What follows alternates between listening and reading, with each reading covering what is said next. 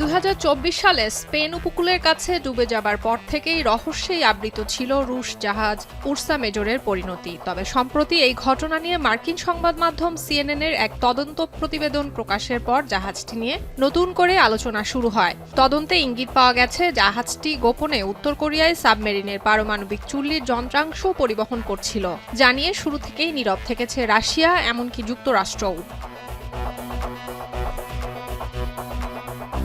Spain উপকূল থেকে প্রায় 60 মাইল দূরে ডুবে যাওয়ার আগে একাধিক বিস্ফোরণ ঘটে স্পার্টা 3 নামে পরিচিত রুশ জাহাজটিতে।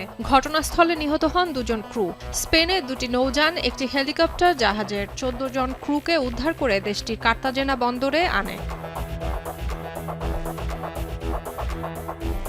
তবে সন্দেহ আরও দানা বাঁধে যখন জাহাজটি ডুবে যাওয়ার এক সপ্তাহ পর একটি রুশ গুপ্তচর জাহাজ এর ধ্বংসাবশেষ পরিদর্শন করে এবং আরও 4টি বিস্ফোরণ ঘটায়। এছাড়া স্পেনের নৌবাহিনী জানায় দেশটির জলসীমায় প্রবেশের আগে পর্তুগিজ নৌবাহিনীও জাহাজটির উপর নজর রাখছিল।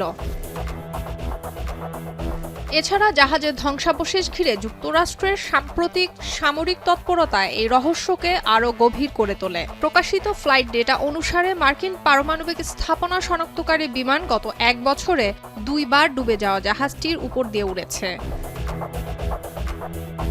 আরেকদিকে স্প্যানিশ ন্যাশনাল সিসমিক নেটওয়ার্ক জানায় উরসা মেজর ডুবে যাবার সময় ওই এলাকায় 4টি একই ধরনের ভূকম্পের সংকেত শনাক্ত করা হয়, যেগুলো ধরন পানির নিচের মাইন বা ভূপৃষ্ঠের খনির বিস্ফোরণের মতো ছিল।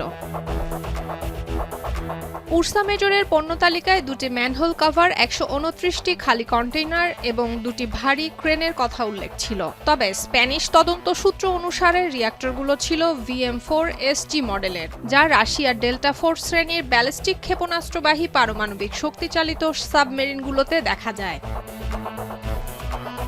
এদিকে সরকার বিরোধী আইন প্রণেতাদের ক্রমাগত চাপের মুখে গেল 23শে ফেব্রুয়ারি এক বিবৃতিতে স্প্যানিশ সরকার জানায় জাহাজটির রুশ ক্যাপ্টেন তদন্তকারীদের সেটিতে সাবমেরিনে ব্যবহৃত 2টো পারমাণবিক চুল্লির যন্ত্রাংশ বহনের কথা স্বীকার করেছে।